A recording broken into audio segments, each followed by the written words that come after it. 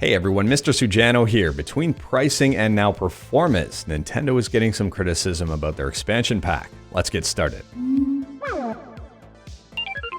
Alright, to kick things off, a while back I did a video shortly after Nintendo released pricing information on the expansion pack, and I'll drop a link to it in the description below. I do recommend checking it out. Since that video, Nintendo has released the expansion pack. People have had a chance to try it out. And there seem to be some issues with N64. Now, TwoFool or Telfool here on Twitter, they're a speedrunner and they've been posting videos showing the exact problem with N64 emulation on the Switch.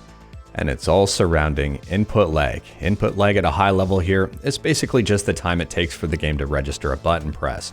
If you press a button and there's very little input lag, well, the game's going to react right away. If there's a lot of input lag, the game is going to take some time before anything happens, like exactly what's happening here. To show you exactly how much input lag or input delay there is, they compared the actual N64 versus the Switch running N64 games. And there is quite a bit here. It's actually very impressive. So they did it in slow motion as well to make life easy. But if we take a look here, as soon as they press the button, we can see Link start to jump on the left-hand side. That's the N64. On the right-hand side, well, Link hasn't even really moved yet. Link is already mostly through his backflip here on the left before they even started on the right. And that is a little bit concerning. Now, there's a number of different factors here that can increase input lag. On the left-hand side, we basically have the ideal setup. We have a wired controller going into a console, going into the CRT. CRTs are extremely fast, whereas on the right-hand side, well, we have a Bluetooth controller that's paired to the Switch. That alone will introduce some input delay. And then the Switch is docked into a flat screen TV, and TVs can vary greatly in terms of performance. Some are very quick, some are not very quick at all. Some have game modes and they're still slow. With that in mind, they also put the Switch into handheld mode and still notice some input delay, although it's a lot less than on the TV. Now, someone actually stitched the footage between the N64 and the Switch in handheld mode, and to me, this is the most fair comparison you can get. There is a lot less going on for the Switch here to introduce input lag, and a lot less going on that the Switch really can't control. So if you take a look, there's still a difference. There's still some input lag on the Switch. On the left side, well, Link is in the air, and on the right side, Link is still on the ground. I would say it's really hard to tell. I mean, this is completely non-scientific. We're just guessing that they hit the button at the exact same time, but it still looks to be like a couple of frames of delay. Now, the thing is here, not everybody plays in handheld mode. There are a ton of people who just dock the Switch onto their TV and play it that way.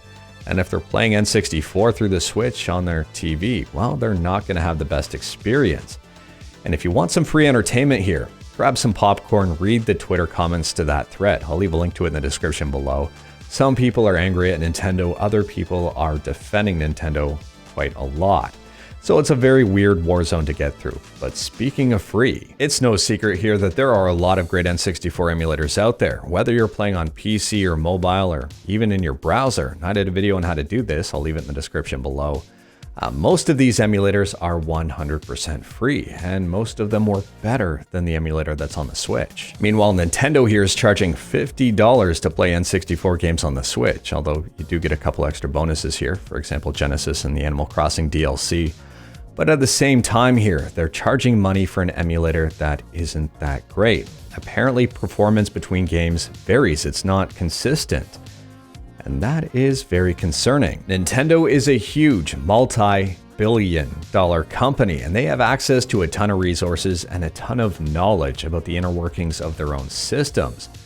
For them to put out an emulator that doesn't even work that great on the Switch, well, that's interesting here, considering they want to charge people for it, yet there's better options elsewhere for free. Now, with all of this information out there, to me, the value of the expansion pack is incredibly hard to justify or even recommend.